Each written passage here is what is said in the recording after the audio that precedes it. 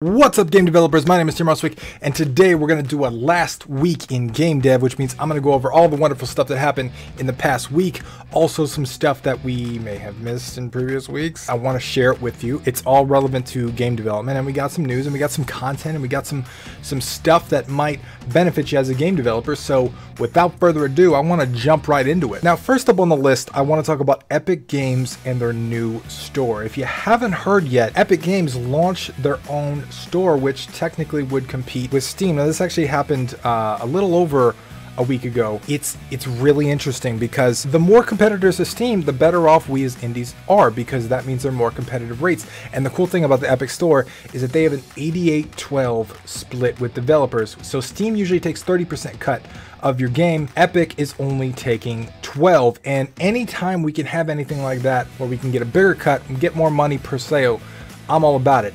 And Epic, I think, is a step in the right direction. They also took it a step further and they launched their cross-platform games suite, which means that you can build cross-platform games with their tools.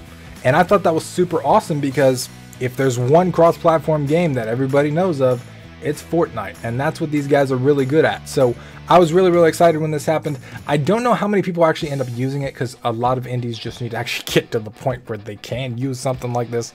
And then a multiplayer game, you know, that's a whole nother can of worms, but I found it really interesting. And then the Discord game store heard that Epic was only taking 12%, and they were like, no, we're only taking 10%. So they announced that they are only taking 10% and giving 90% revenue share to developers, which again I think is awesome. I think this might be the start of the actual war on game distribution, which would be amazing. If Discord and Epic can make a dent in what Steam has, I think it'd be amazing to see Steam come off of their 30%. They already reduced it for bigger companies for larger amounts, but that doesn't really affect indies. It would be really awesome to see what actually happens with Discord and Epic, and see like what ends up going down as far as like how that affects indie game developers in the long run. In other news concerning actual distribution platforms, the Indie Mega Booth is hosting a collection of curated games on cartridge. This is a partnership between Congregate and Indie Mega Booth, and I think it could be really good for developers, because we talked about cartridge a lot in the channel.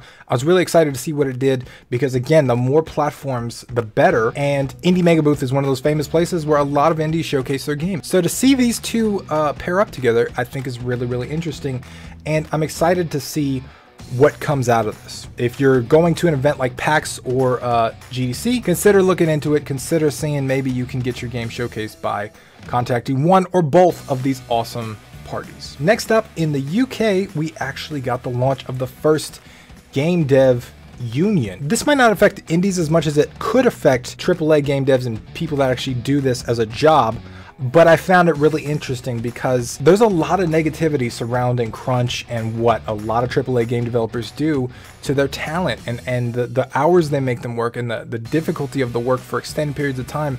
Humans aren't designed to deal with that. So a union, could it be a good thing? Could it be a bad thing? I don't know, but I'm interested to see kind of how it works, and it was interesting to see it crop up. And in some content news, we got a video from Riot Games about game art, which I thought was super interesting. It's great to see them put a video out to kind of help out game developers and showcase a little bit of game art. If you got some extra time, I recommend you check out the video in the link down below. And in other video game news, we got some awesome game ideas and how to generate them from Jonas Tyroller. If you haven't heard of Jonas's videos, I recommend you check them out. He's an awesome channel I follow myself, and he's got some fantastic stuff on game dev, so I recommend you look at it. And if you're looking for a little bit more entertainment, developers from Gone Home and some other great indie games share some of their most embarrassing crimes and some of the stuff that they did in development that nobody knows about. So I recommend you check it out. It's a fantastic read, and there's plenty of content from plenty of developers.